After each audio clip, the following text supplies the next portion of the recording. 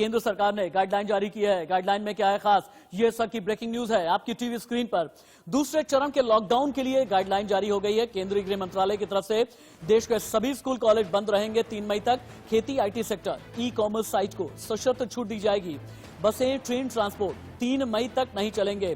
गृह मंत्रालय की तरफ से गाइडलाइंस जारी हो गई हैं। गाइडलाइंस में किसानों को बड़ी राहत दी गई है, क्योंकि प्रधानमंत्री नरेंद्र मोदी ने खुद ही कल कहा था कि कृषि अर्थव्यवस्था पर ध्यान देना बेहद जरूरी है। हालांकि प्रधानमंत्री ने यह भी कहा था कि लॉकडाउन की वजह से अर्थव्यवस्था को नुकसान पहुंचेगा, लेकिन बावजूद इसके जीवन बहुत ज्यादा जरूरी है।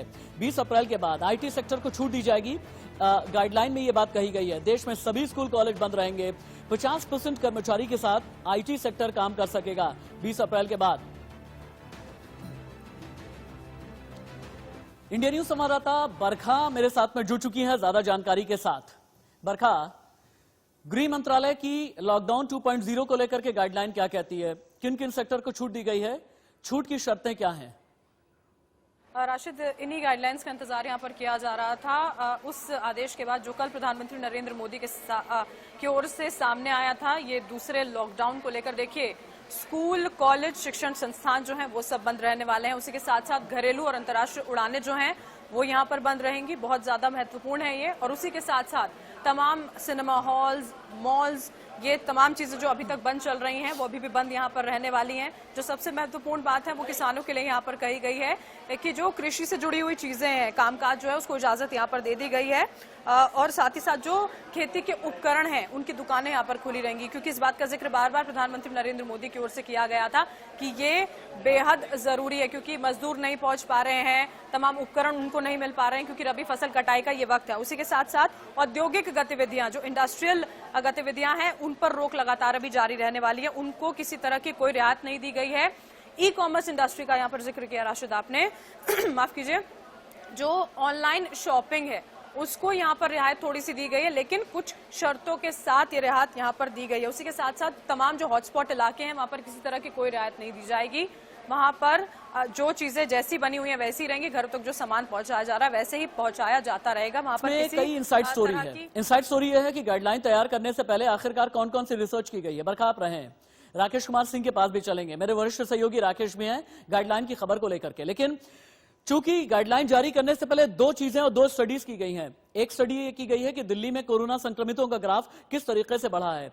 आपके लिए जानना बहुत जरूरी है, आपके लिए देखना बहुत जरूरी है। यहां पर गिराएं, हाँ यहां पर सबसे पहले आप ये देखें दिल्ली में कोरोना के मरीज किस तरह से बढ़े हैं, और इसी का ध्यान दिया गया है केंद्रीय गृह मंत्रालय की तरफ से। क्योंकि दिल्ली के जो इलाके हैं ना, NCR का इलाका काफी हद तक यूपी की तरफ, काफी पश्चिमी उत्तर प्रदेश तक निकल करके आता है, और NCR का इलाका हरियाणा की तरफ निकल करके जाता है, राजस्थान की तरफ भी निकल करके जाता है। और यही एक वजह है कि यह आंकड़ा देखा गया है कि संक्रमितों का आंकड़ा दिल्ली में किस तरह से बढ़ा है। 2 मार्च से लेकर के 14 अप्रैल तक की कोरोना वॉर रूम की रिसर्च स्टडी आपको बता रही है। 2 मार्च पहला केस, 29 मार्च 72 केस, 1 अप्रैल 152, 4 अप्रैल 445, 7 अप्रैल 550, 10 अप्रैल 903, 13 अप्रैल 1176, 14 अप्रैल 1510। यूं ही गाइडलाइन नहीं जारी कर दी जाती, बल्कि एक और स्टडी की जाती है कि महामारियों ने कितना ज्यादा परेशान किया है पूरी दुनिया को। और केंद्रीय गृह मंत्रालय ने इसकी भी स्टडी करने के लिए एक पूरी टीम गठित की हुई थी। और हम भी आपके लिए ये corona war room research team में लेकर के आए हैं वो कौन सी महामारियां रही हैं जिसमें करोड़ों लोगों की जान गई है। आप देखें, कोविड-19 साल 2019 से लेकर के अब तक 1 लाख से ज्यादा, बल्कि 1.25 लाख से ज्यादा लोग अपनी जान पूरी दुनिया में गंवा चुके हैं। स्वाइन फ्लू साल था 2009-2010, 5.5 लाख लोगों ने अपनी जान गंवाई थी। HIV एड्स 1981 से लेकर के अब तक 3.5 करोड़ लोग अपनी जान गंवा चुके हैं। हांगकांग फ्लू 1968 से 1970 के बीच 10 लाख लोगों ने अपनी जान गंवाई थी। स्पेनिश फ्लू 1918 और 1919 में 5 करोड़ लोगों ने अपनी जान गंवाई। एशियन फ्लू 11 लाख लोगों ने 50 के दशक के अंत में अपनी जान गंवाई है। और ये स्टडीज लगातार की जा रही हैं ताकि जो गाइडलाइन तैयार करनी है लॉकडाउन 2 के बाद किस तरह से भारत आगे बढ़ेगा, लॉकडाउन 2.0 में 20 अप्रैल के बाद किन शर्तों के साथ में ढील दी जाएगी, इन सभी पर विचार किया जा रहा है। मुझे लगता है कि मुझे राकेश कुमार सिंह के साथ में जुड़ना चाहिए। बरखा भी मेरे साथ में है।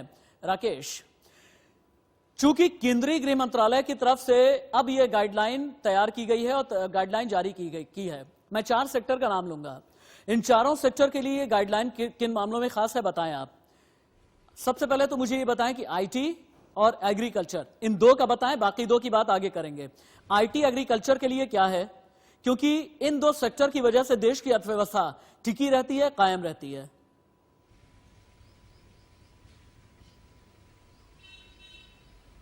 देखिए राशिद, जहां तक एग्रीकल्चर की बात है तो एग्रीकल्चर को लेकर जब प्रधानमंत्री ने कल राष्ट्र के संबोधन में भी कहा था कि एग्रीकल्चर को ध्यान में रखा जाएगा और पूरी तौर पर ध्यान रखा गया है। जो गाइडलाइन जारी किया गया है उसमें साफ तौर पर एग्रीकल्चर से जुड़े हुए सभी कार्यों को छूट दी गई है।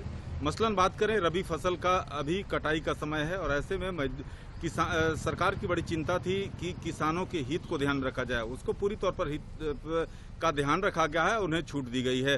साथ ही साथ मंडी की बात किया तो मंडी खुली रहेगी और सरकार जो जरूरत खास तौर पर किसानों तक पहुंचेगी और उनसे रबी की फसल खरीदी जाएगी। आईटी की बात है, आईटी को लेकर सरकार की सबसे बड़ी, क्योंकि इसमें काफ़ी संख्या में लोग काम करते हैं, तो कुछ अभी जो है पूरी रियायत नहीं मिली है और आने वाले समय में यानी 20 अप्रैल की जब समीक्षा बैठक होगी तो उसमें अधिक अगर वहां पर हॉट स्पॉट नहीं होता है तो उसमें काफी रियायत मिलने की संभावना है राशिद। और सबसे महत्वपूर्ण बात, ठीक है राकेश, बाकी सेक्टर की बात आगे आपके साथ में की जाएगी।